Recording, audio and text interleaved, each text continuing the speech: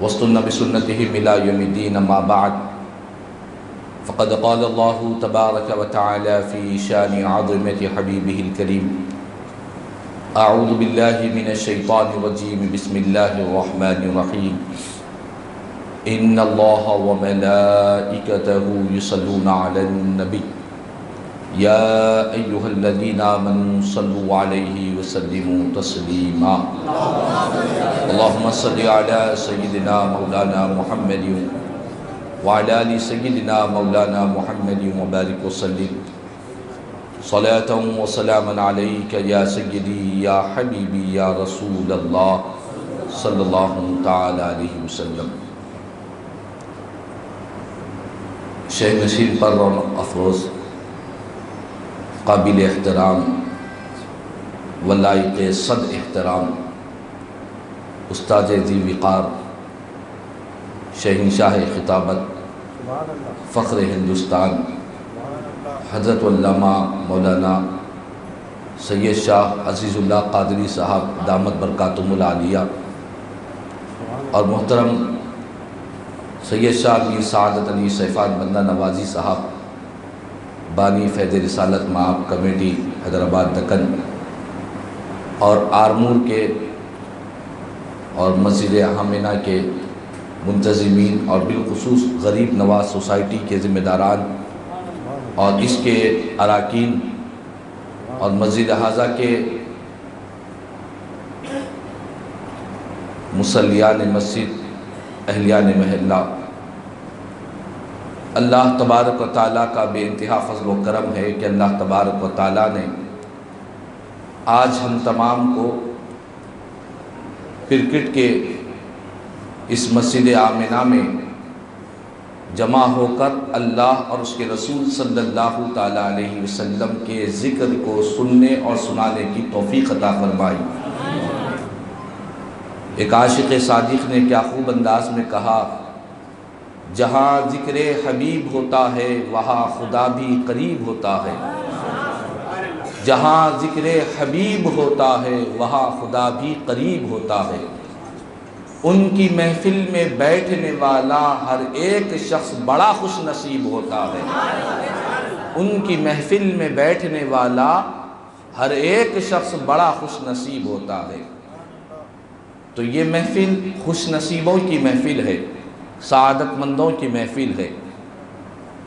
اور آج غالباً ہمارے محترم میر سعادت علی سیفان بندہ نوازی صاحب کے ذریعے یہ تیسری مرتبہ مجھے یہاں پر حاضر ہونے کا شرف حاصل ہوا ہے. لیکن اس مرتبہ جو روحانی کیفیت آج کی محفل میں دیکھ رہا ہوں، جو روحانی مسرت ہو رہی ہے، جو محبت اور جو کیفیت آج کی محفل کی نظر آ رہی ہے، دوسری محافل میں کبھی ایسی کیفیت مجھے نظر نہیں آئی ہے. چونکہ آج ہمارے درمیان میں ایک ایسی عظیم ہستی جلوہ گر ہے جن کی خصوصیات میں سب سے بڑی خصوصیت سادگی اور تواضع ہے. انتہائی سادگی اور تواضع جو رسول رحمت صلی اللہ تعالی علیہ وسلم کا خصوصی وصف ہے، تو وہ ہستی آج ہمارے درمیان جلوہ گر ہے. جب حضرت کا خطاب ہوگا تو ایمان اور عشق رسول میں بے پناہ اضافہ ہو جائے گا. ایک مرتبہ محبت و عقیدت کے ساتھ حضور آقا نامدار سرور کون مکہ، سارے عالمین کے مختار، مدینے کے تاجدار، مکے کے سردار، سید الابرار، جن کی رفتار سبحان الذی اسریٰ، جن کی گفتار وما ینطق عن الہویٰ، جن کی رفعت و بلندی ورفعنا لک ذکرک، جن کا رخ زیبا والضحیٰ، جن کی زلف عنبری واللیل اذا سجا، جن کا قول مقدس وقیلی، جن کی حیات مبارک لعمرک، اللہ کے حبیب، انبیاء کے خطیب، زخم خوردہ انسانیت کے طبیب حضور سیدنا احمد مجتبی محمد مصطفیٰ صلی اللہ تعالی علیہ وسلم کی بارگاہ میں ایک مرتبہ بآواز بلند درود و سلام کا نذرانہ پیش کر لے۔ اللہم صلی علی سیدنا مولانا محمد وعلی آل سیدنا مولانا محمد وبارک وسلم صلاة و سلاما علیک یا سیدی یا حبیبی یا رسول اللہ صلی اللہ تعالی علیہ وسلم۔ سیدی شیخ الاسلام عارف باللہ معارف دستگاہ عالم جلیل فاضل نبیل جامع الفضائل لامع الفواضل سیدی الشاہ امام محمد انوار اللہ فاروقی فضیلت جنگ حضور بانی جامع نظامی علیہ الرحمت والرضوان اپنی کتاب انوار احمدی میں بیان فرماتے ہیں، پس وہ نور پاک رب العالمین پیدا ہوئے، پس وہ نور پاک رب العالمین پیدا ہوئے، مبدأ کونین و ختم المرسلین پیدا ہوئے، جان عالم قبلہ اہل یقین پیدا ہوئے، جان عالم قبلہ اہل یقین پیدا ہوئے، شکر عزت رحمت للعالمین پیدا ہوئے، شکر عزت رحمت للعالمین پیدا ہوئے۔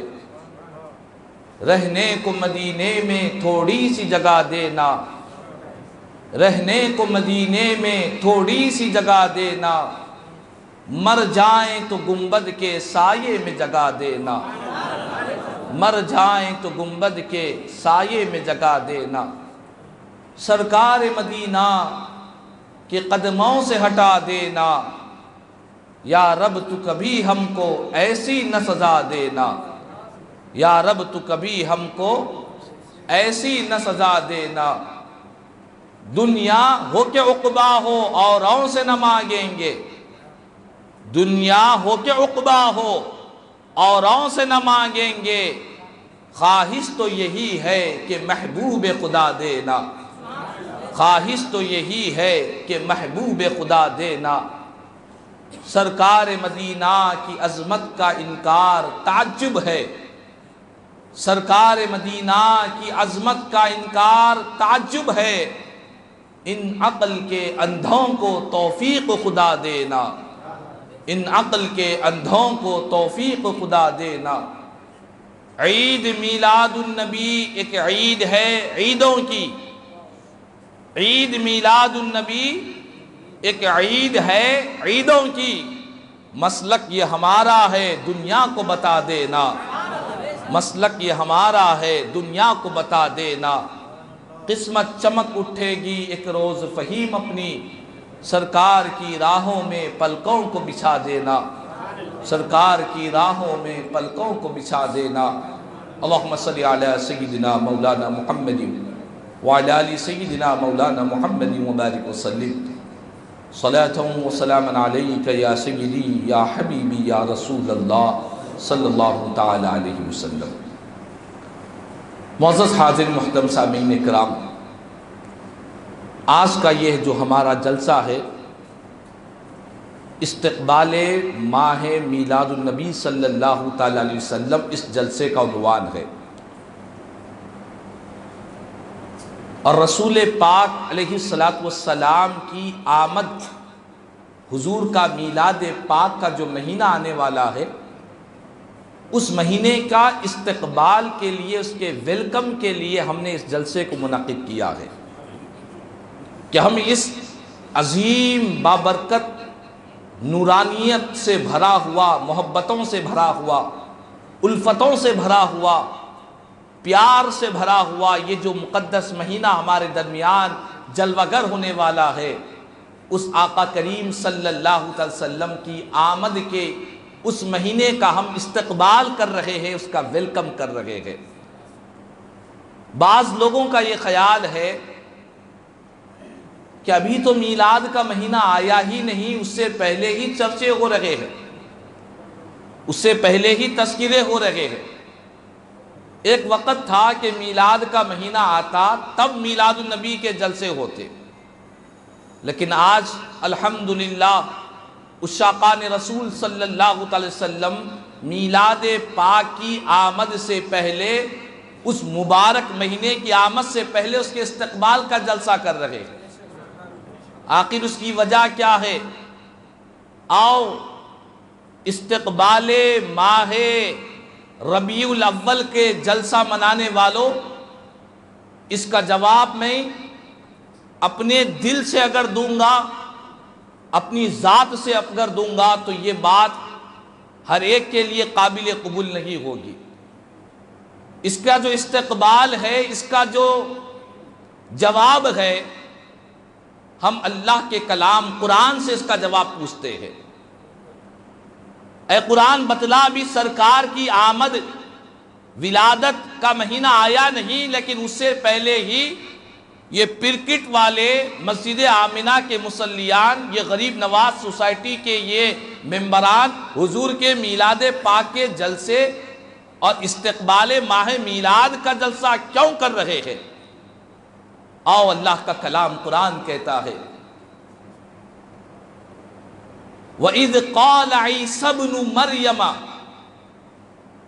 يَا بَنِي إِسْرَائِيلَ إِنِّي رَسُولُ اللَّهِ إِلَيْكُمْ مُصَدِّقًا لِمَا بَيْنَ يَدَيَّ مِنَ التَّوْرَاةِ وَمُبَشِّرًا بِرَسُولٍ يَأْتِي مِن بَعْدِ اسْمُهُ أَحْمَدُ۔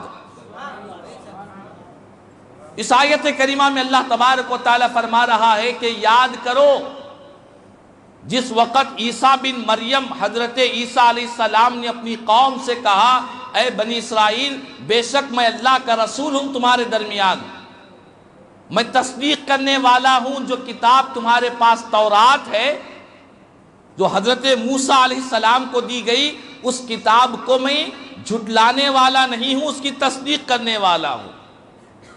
اور اس کے بعد حضرت عیسیٰ علیہ السلام نے جو جملہ فرمایا، یہ بہت اہم ترین جملہ ہے کہ حضرت عیسیٰ علیہ السلام کہتے ہیں اپنی قوم بنی اسرائیل سے، جس کو اللہ کا کلام قرآن بیان کر رہا ہے، کہ حضرت عیسیٰ علیہ السلام نے کہا کہ لوگوں، میں تمہارے پاس اس لیے بھی آیا ہوں کہ میرے بعد ایک ہستی دنیا میں جلوہ گر ہونے والی ہے، ایک خلاصہ کائنات، وجہ تخلیق کائنات، باعث تخلیق کائنات، جو ساری کائنات جن کے صدقے میں اللہ نے پیدا کیا، وہ رسول کی خوشخبری دینے کے لیے تمہارے پاس آیا ہوں۔ وہ رسول کی خبر دینے کے لیے نہیں فرمایا، وہ رسول کے بارے میں بتلانے کے لیے آیا ہوں یہ نہیں فرمایا۔ اللہ کا کلام قرآن کہہ رہا ہے، قرآن کے جملوں پر غور کریں۔ آج ہم اہل سنت والجماعت پر بعض لوگ یہ غلط الزام اور تہمت لگاتے ہیں کہ یہ لوگ قرآن اور حدیث کو چھوڑ کر اپنی منمانی باتیں کرتے ہیں۔ نہیں واللہ، رب کعبہ کی قسم، اہل سنت والجماعت کا ہر مسئلہ قرآن و حدیث سے ثابت ہے، ہر عقیدہ اللہ کے کلام قرآن کی آیت سے ثابت ہے یا مصطفیٰ کی حدیث پاک سے ثابت ہے۔ یہ بات کوئی جذبات میں آ کر نہیں کہہ رہا ہوں، یہ بات کوئی مبالغہ آرائی کے ساتھ نہیں کہہ رہا ہوں، بلکہ اگر کوئی صداقت کے ساتھ، دیانت کے ساتھ، خلوص کے ساتھ، محبت کے ساتھ اللہ اس کے رسول سے اپنے رشتے کو جوڑے گا، قرآن کو پڑھے گا، حدیث رسول کو سمجھے گا، قسم بخدا وہ برملا اعلان کرے گا اہل سنت والجماعت کا ہر مسئلہ قرآن و حدیث سے ثابت ہے۔ یہ تہمت ہے، یہ الزام ہے اہل سنت پر، یہ بے بنیاد الزام ہے کہ یہ قرآن و حدیث کو چھوڑ کر صرف اپنے من کی بات کرتے ہیں، بزرگوں کی باتیں کرتے ہیں۔ نہیں، ہم یقیناً بزرگان دین کی باتوں کو کرتے ہیں، لیکن ہمارے پاس سب سے بڑی جو دلیل ہے وہ اللہ کا کلام قرآن ہمارے پاس دلیل ہے۔ ہمارے پاس جو سب سے بڑی دلیل ہے وہ رسول رحمت امام الانبیاء، آمنہ کے لال، گنبد خضرا کے مکین، رحمت للعالمین صلی اللہ علیہ وسلم کی حدیث پاک ہمارے پاس بہت بڑی دلیل ہے۔ ہم تائید میں بزرگان دین کے اقوال کو پیش کرتے ہیں، ہم تائید میں مفسرین کے اقوال کو پیش کرتے ہیں۔ تو حضرت عیسیٰ علیہ السلام نے کہا بنی اسرائیل سے، جس کو قرآن کہہ رہا ہے، کوئی قصوں کی بات نہیں، کوئی کہانی کی بات نہیں، اللہ کا کلام قرآن کہہ رہا ہے، وَمُبَشِّرًا بِرَسُولٍ يَأْتِي مِن بَعْدِ اسْمُهُ احمد، کہ لوگوں میں خوشخبری دینے کے لیے آیا ہوں، بشارت دینے کے لیے آیا ہوں کہ میرے بعد ایک ہستی تشریف لانے والی ہے، ایک رسول جلوہ گر ہونے والے ہیں، جن کا نام آسمانوں میں اللہ نے احمد رکھا ہے، جن کا نام نامی اس میں گرامی احمد ہوگا۔ میں اس رسول کی آمد ابھی نہیں ہوئی، رسول پاک کی آمد ہونے ابھی کئی سو سال باقی ہے۔ اس سے پہلے اللہ کے پیغمبر ان کی آمد سے پہلے اپنی قوم بنی اسرائیل سے فرما رہے ہیں کہ اے بنی اسرائیل، میں رسول رحمت صلی اللہ علیہ وسلم کی آمد کی خوشخبری دینے کے لیے آیا ہوں۔ تو آج کرکٹ والے، مسجد آمنہ غریب نواز سوسائٹی والے یہی تو خوشخبری دے رہے ہیں کہ دیکھو آقا کا میلاد کا مہینہ آنے والا ہے، عاشقوں جھوم جاؤ، رسول پاک کی آمد کا مہینہ آنے والا ہے۔ جو کام پیغمبر نے فرمایا تھا، جو کام نبی نے فرمایا تھا، حضرت عیسیٰ بن مریم نے کہا تھا، جس کو اللہ کا کلام قرآن بیان کر رہا ہے کہ تاجدار کائنات صلی اللہ علیہ وسلم کی آمد کی خوشخبری دینے کے لیے آیا ہوں۔ اب یہاں پر غور کریں، اللہ کے پیغمبر نے وَمُخْبِرًا نہیں فرمایا کہ میں تمہیں خبر دینے کے لیے آیا ہوں، خبر نہیں فرمایا۔ حضور کی آمد کا جو ذکر ہے وہ خبر نہیں ہے، وہ خوشخبری ہے، وہ خوشخبری ہے۔ یہ خوشخبری کہاں سے ہے؟ اللہ کا کلام قرآن سے پوچھو۔ حضور پاک کی آمد کو پیغمبر اسلام حضرت عیسیٰ علیہ السلام خوشخبری فرما رہے ہیں۔ اگر کوئی اس خوشخبری کو خوشخبری نہ سمجھے، اس خوشخبری کو ایک عام خبر سمجھ لے، ایک معمولی خبر سمجھ لے، تو اسے اپنے ایمان کا جائزہ لینا چاہیے۔ پیغمبر خوشخبری فرما رہے ہیں۔ ہمارے گھر جب کسی بچے کی پیدائش ہوتی ہے تو ہمارے گھروں میں خوشیاں آ جاتی ہے۔ کسی کو اولاد نہیں تھی، شادی کے چند سالوں کے بعد اولاد ہو گئی، وہ بہت خوش ہو جاتا ہے۔ کسی کو بے روزگار تھا، پریشان دھکے دنیا کے کھا رہا تھا، روزگار مل گیا تو وہ خوش ہو جاتا ہے۔ ہر ایک کی خوشی الگ الگ ہے، لیکن ہم عاشقوں کی خوشی، ہم حضور کے غلاموں کی خوشی مدینے والے آقا کے ذکر پاک کرنے میں سب سے بڑی خوشی ہے۔ یقیناً ہر ایک خوشخبری ہے، بے اولاد کو اولاد مل جائے خوشخبری ہے، بے روزگار کو روزگار مل جائے خوشخبری ہے اس کے لیے، بیمار کو صحت مل جائے یہ اس کے لیے خوشخبری ہے، کمزور کو طاقت مل جائے یہ اس کے لیے خوشخبری ہے۔ دنیا میں بہت سی خوشخبری آتی ہے، لیکن قرآن میں اللہ نے جسے خوشخبری کہا وہ رسول پاک کی آمد کو خوشخبری کہا ہے۔ اور حضور کی آمد کی خوشی وہ خوشی ہے، ساری کائنات کی خوشیاں مصطفیٰ کی آمد کی خوشی پر قربان ہے۔ اسی خوشی کے صدقے میں ساری خوشیاں اللہ نے عطا فرمایا ہے، اسی خوشخبری کے صدقے میں اللہ نے ساری خوشیاں عطا فرمائی ہے۔ ایک عاشق صادق نے کہا ایمان ملا ان کے صدقے، قرآن ملا ان کے صدقے، رحمان ملا ان کے صدقے، وہ کیا ہے جو ہم نے ان سے نہیں پایا ہے۔ ہر چیز حضور کی در ہی سے ملی ہے، مدینے والے آقا کی چوکھٹ سے ہی ہر چیز ملی ہے۔ کائنات کی ساری خوشخبریاں حضور کی خوشی پر قربان ہے۔ تو حضرت عیسیٰ علیہ السلام نے کہا کہ اے میری قوم، میں تمہیں خوشخبری دینے کے لیے آیا ہوں، اور خوشخبری جب دی جاتی ہے تو ذمہ داری بنتی ہے کہ ہم اس پر خوشی کا اظہار کریں۔ کوئی آ کر آپ کو کہے کہ میرے گھر بیٹا ہوا، تو آپ اس کی بات پر توجہ نہیں دے رہے ہیں، خاموش بیٹھے ہوئے ہیں، اسے ہنس کر مبارک کہہ کر گلے نہیں لگا رہے ہیں، تو وہ سمجھے گا کہ شاید اسے خوشی نہیں ہوئی، میں تو خوشخبری سنا رہا تھا۔ کوئی آ کر آپ کو یہ کہے کہ بھائی بہت دن سے بے روزگار تھا، آج روزگار مل گیا، تو اگر آپ اس کی اس خوشخبری کو ویلکم نہیں کریں گے تو وہ سمجھے گا کہ یہ میری خوشی پر خوش نہیں ہو رہا ہے۔ تو قربان جائے خالق کا کلام قرآن رسول کی آمد کو خوشخبری کہہ رہا ہے، تاجدار کائنات کی آمد کو خوشی کہہ رہا ہے۔ ہم اگر اس پر خوشی کا اظہار نہ کریں گے تو کائنات میں کس پر خوشی کا اظہار کریں گے؟ ہمارے گھر کی جو دہلیز پر جتنی خوشیاں ہیں وہ مدینے والے آقا کی گنبد خضرا کا صدقہ اللہ نے ہمیں عطا فرمایا ہے، تو ہمیں اس پر خوش ہونا چاہیے، اور اسی کے لیے آج ہم نے یہ جلسے کو منعقد کیا ہے، یہ بتلانے کے لیے کہ غلاموں آؤ، مصطفیٰ کی آمد کا مہینہ آ رہا ہے، فلک کے بہارو، زمین کی نظارو، سب عیدیں مناؤ، حضور آ گئے ہیں، اٹھو غم کے مارو، چلو بے سہارو، خبر یہ سناؤ، حضور آ گئے ہیں۔ فضاؤں میں نغمات ہے صلی اللہ کے، ہواؤں میں جذبات ہے مرحبا کے، درودوں کے گجرے سلاموں کے تحفے، غلاموں سجاؤ حضور آ گئے ہیں۔ درودوں کے گجرے سلاموں کے تحفے، غلاموں سجاؤ حضور آ گئے ہیں۔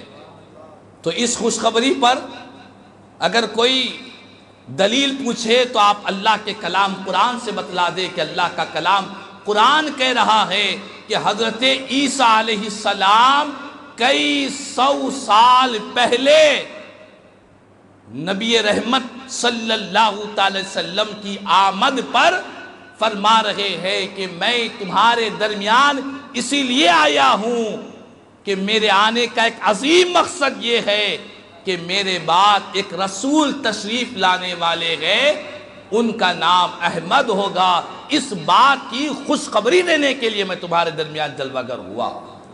تو بہرحال یہ تو ایک بات ہو گئی خوشخبری کی، اور دوسری بات، اب یہاں ایک سوال یہ پیدا ہوتا ہے کہ یقیناً رسول پاک علیہ السلام کی آمد یہ ساری کائنات کے لیے خوشخبری ہے، صرف انسانوں کے لیے نہیں، صرف جنات کے لیے نہیں، بلکہ رب العالمین نے اپنے مصطفیٰ کو رحمت للعالمین بنا کر بھیجا ہے۔ میرے آقا جس طرح مومنین کے لیے رحمت، اسی طرح کافروں کے لیے رحمت، جس طرح حضور انسانوں کے لیے رحمت، اسی طرح جنات کے لیے رحمت، کائنات کے ذرے ذرے کے لیے مصطفیٰ کو اللہ نے رحمت بنا کر بھیجا ہے۔ اور سیرت کی کتابیں امام جلال الدین سیوطی رحمت اللہ تعالی علیہ الخصائص الکبریٰ میں بیان فرماتے ہیں کہ جس رات نبیوں کے تاجدار کی ولادت کی رات آئی، اس رات سمندر کی مچھلیاں بھی ایک دوسرے کو مبارکبادیں دے رہی ہے، سمندر کی مچھلیاں بھی ایک دوسرے کو مبارکبادیں دے رہی ہے۔ قریش کے جانوروں کو اللہ نے گویائی عطا فرمائی، قریش کے جانور، مشرق کے رہنے والے جانور، مغرب کے رہنے والے جانور ایک دوسرے کو ملاقات کرتے اور ایک دوسرے کو سرکار مدینہ صلی اللہ علیہ وسلم کی آمد کی خوشخبریاں دیتے، مبارکبادیں پیش کیا کرتے۔ جانور بھی حضور کی آمد پر خوشی کا اظہار کر رہے، انسان بھی خوشی کیا حضور کی آمد کے موقع پر، کافر و مشرک بھی خوش ہے کہ اللہ نے خوشیوں کا ایسا ماحول پیدا کیا کہ ہر ایک کے گھر اللہ نے لڑکوں کی پیدائش فرما دی ہے۔ سیرت کی کتابیں ہیں، قد اذن اللہ تعالی تلک السنۃ لنساء الدنیا ان یحملن ذکورا کرامۃ لمحمد صلی اللہ تعالی وسلم۔ اللہ تعالیٰ نے اس وقت جو عورتیں حاملہ تھیں ان کے لیے یہ بات مقرر کر دی کہ جو بھی گھر میں پیدا ہونے والا، جس کی گھر میں عورت کی حاملہ ہے، ہر ایک نے رسول پاک علیہ السلام کی آمد کے سال ہر ایک کے گھر لڑکوں کی پیدائش ہوئی۔ اسی لیے کوئی یہ نہ سمجھے کہ شاید لڑکیاں اسلام کو پسند نہیں ہے، ہرگز نہیں۔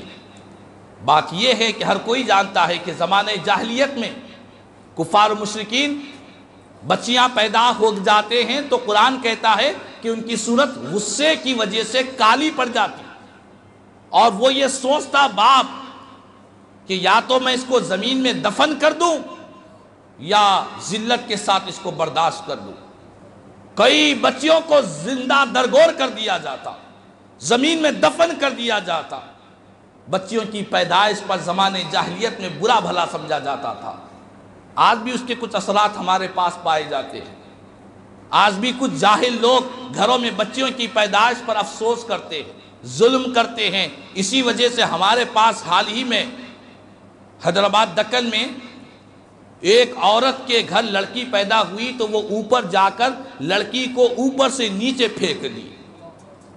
جب معلوم کرا گیا تو یہ بات ظاہر ہوئی تحقیق کرنے کے بعد کہ اس لڑکی کی پیدائش کی وجہ سے اس کا شوہر، اس کے سسرال والے اس کو ظلم کر رہے تھے، اس کو برا بھلا کہہ رہے تھے۔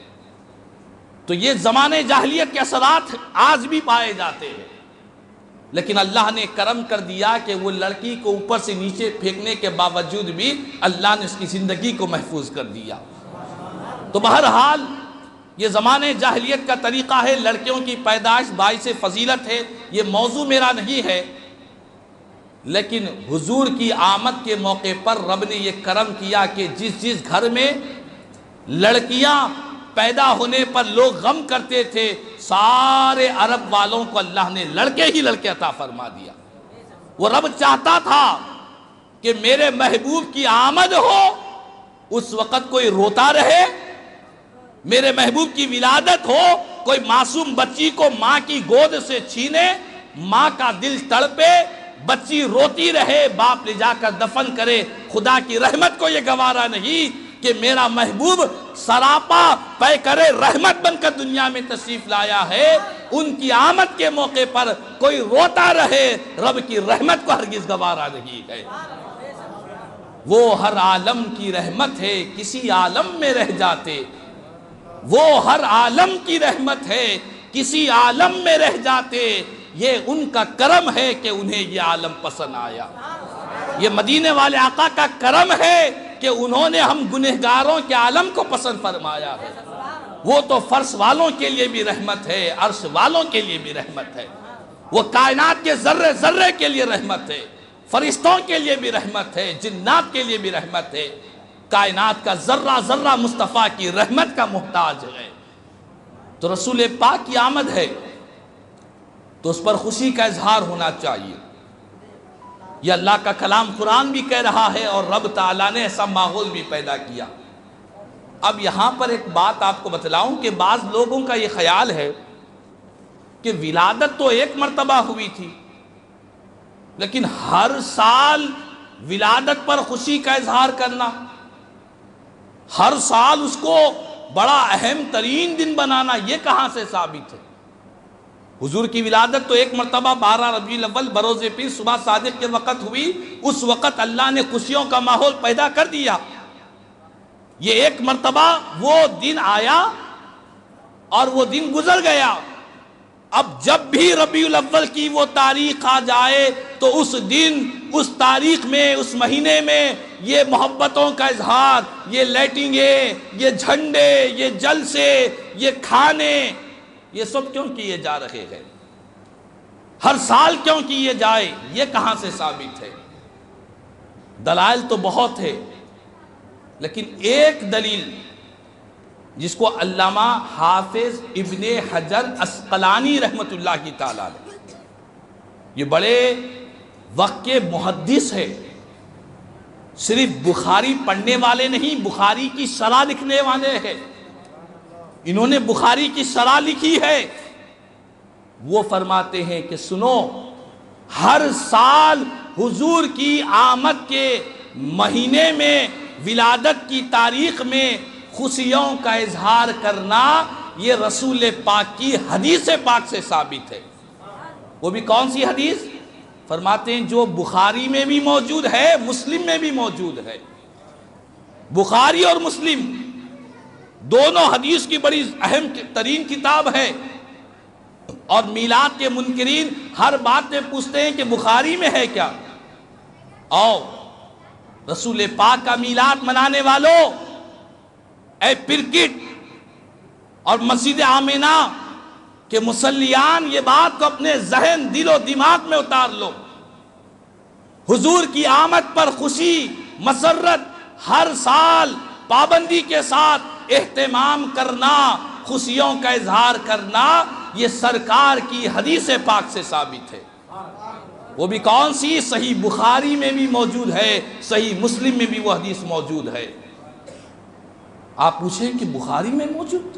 ہاں، یہ میں نہیں کہہ رہا ہوں، وقت کے جلیل القدر محدث علامہ حافظ ابن حجر عسقلانی رحمت اللہ تعالی علیہ، جنہوں نے حدیث پاک کی بخاری شریف کی انہوں نے شرح فرمائی ہے، وہ فرماتے ہیں کہ بخاری اور مسلم سے ثابت ہے۔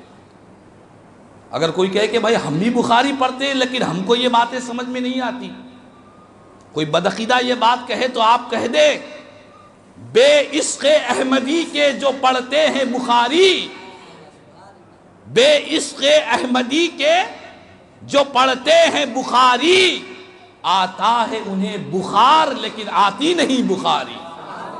بخاری پڑھنا ہو تو جن کے حدیثیں پڑھ رہے ہو ان سے اپنے غلامی، محبت، ادب کو اپنے دل میں پیدا کرو، اس کے بعد ایک ایک حدیث سے وہ فیض کے چشمے ملیں گے، وہ برکتیں ملے گی۔ صرف انما الاعمال بالنیات یہ بخاری کی پہلی حدیث پاک ہے، اسی حدیث کو اگر پڑھو گے تمہاری دین بھی، دنیا بھی، آخرت بھی سب اللہ تعالیٰ کامیاب فرما دے گا۔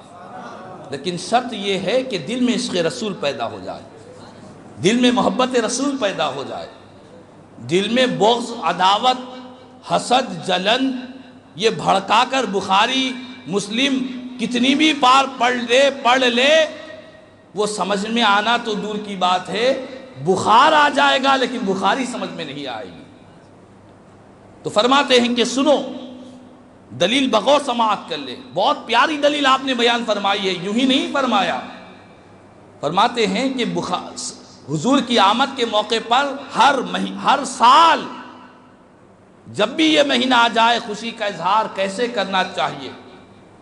فرماتے ہیں کہ بات یہ ہے، اس کا جو استنباط فرماتے ہیں، استدلال کرتے ہیں، فرماتے ہیں صحیح بخاری و مسلم میں حدیث پاک ہے کہ جس وقت رسول پاک علیہ السلام مکہ مکرمہ سے مدینہ منورہ کو ہجرت کر کر تشریف لائے تو میرے آقا نے دیکھا کہ یہود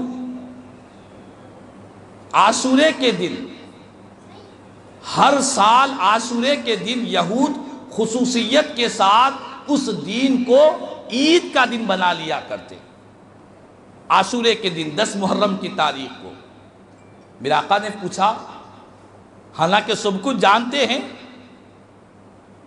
فرش پر رہ کر عرش کی چرچراہٹ کو سماعت فرماتے ہیں میرے آقا، لیکن ہم گنہگاروں کی امت کی تعلیم کے لیے فرمایا، پوچھا کہ یہ یہود ہر دن ایسا اہتمام کیوں کرتے ہیں؟ جب بھی 10 محرم کی تاریخ آتی ہے، عاشورے کا دن آتا ہے، یہود بڑی عقیدتوں سے اس دن کو مناتے ہیں، اہتمام کرتے ہیں، کھاتے ہیں، کھلاتے ہیں، اس دن کو عید مناتے ہیں، آخر وجہ کیا ہے؟ تو لوگوں نے کہا کہ یہ وہ دن ہے کہ جس دن اللہ تعالیٰ نے یہودیوں کو ایک خصوصی انعام عطا فرمایا تھا۔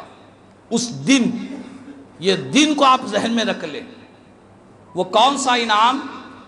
کہ اس دن اللہ تعالیٰ نے فرعون کو غرق کر دیا تھا، اور حضرت موسیٰ علیہ السلام اور آپ کے پیروکاروں کو اللہ تبارک و تعالیٰ نے اس دن فرعون کے ظلم سے نجات عطا فرمائی تھی۔ تو اسی لیے یہود 10 محرم کی تاریخ کو خصوصیت والا دن مناتے ہیں۔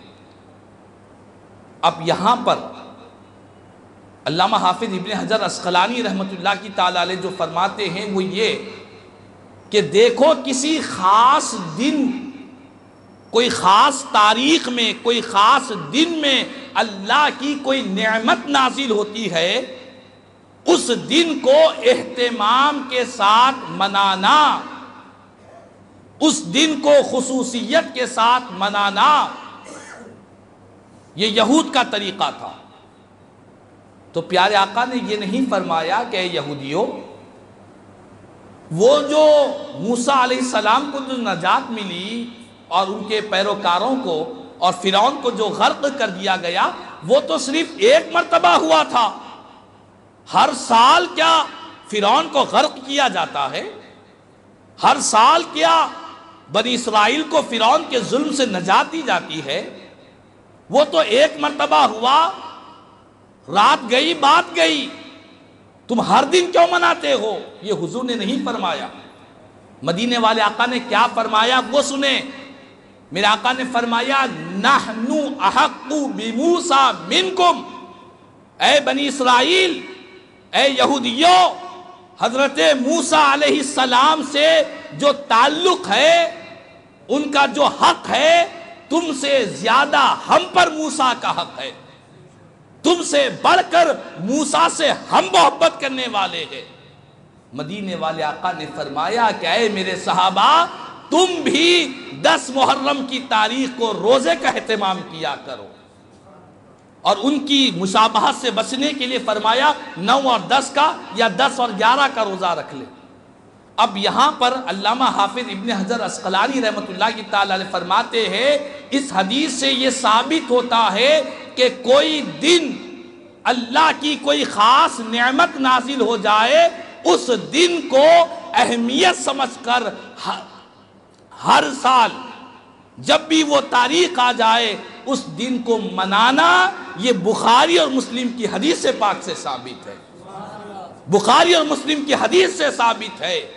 پیارے مصطفیٰ نے منع نہیں کیا بلکہ فرمایا ہم بھی 10 محرم کو روزہ رکھیں گے، چونکہ ہم بھی موسیٰ سے تم سے بڑھ کر زیادہ حق رکھا کرتے ہیں۔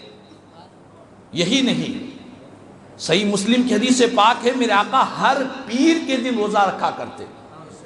صحابہ نے پوچھا کہ حضور پیر کے دن روزہ کیوں رکھتے ہیں؟ مدینے والے آقا نے کیا فرمایا؟ اللہ اکبر، میلاد منانے والوں، مصطفیٰ جان رحمت کی میلاد پر خوشیوں کا اظہار کرنے والوں، میلاد پاک کا ثبوت ایک نہیں دو نہیں سینکڑوں احادیثوں سے سرکار کی میلاد کا جواز ملا کرتا ہے، سینکڑوں قرآنی آیتوں سے حضور کی میلاد پاک کا جواز ملتا ہے، بشرطے کہ دل میں عشق رسول چاہیے، بشرطے کہ اللہ کی طرف سے ہدایت چاہیے۔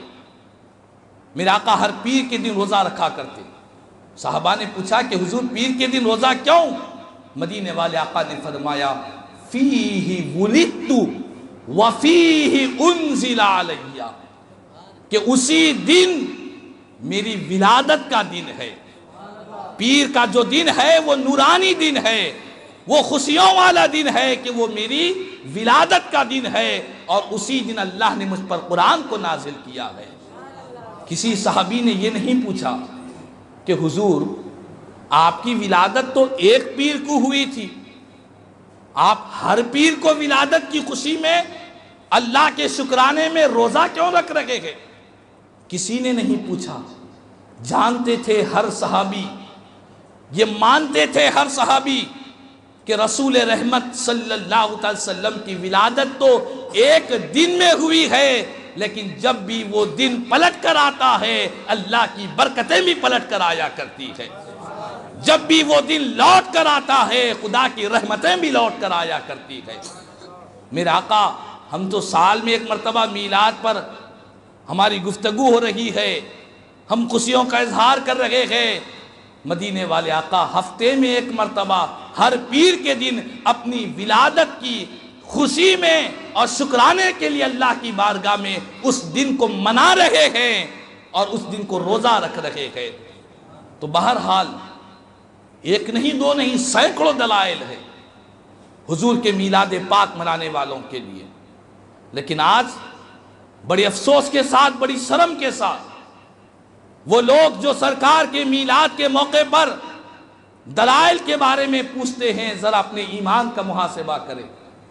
آج ہمارے اس ملک میں 15 اگست کی تاریخ گزری، 75ویں یوم آزادی کو ہم نے منایا.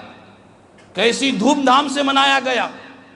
صرف غیر مسلم نہیں بلکہ مسلمان اسکول نہیں بلکہ بڑے بڑے مدارس میں جھنڈے لگائے گئے کہ ہمارے ملک کو آزاد ہوئے 75 سال گزر گئے ہیں.